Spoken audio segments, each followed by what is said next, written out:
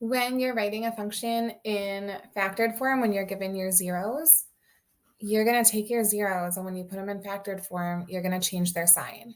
And so here, when our 0 is -4 in factored form, we would say that's x plus 4.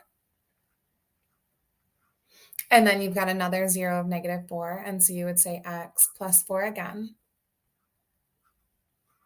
And then our next 0 is +3, and so when we put it into factored form, we're going to say x minus 3. And then when your 0 is +1, when we put it in factored form, we're going to say x minus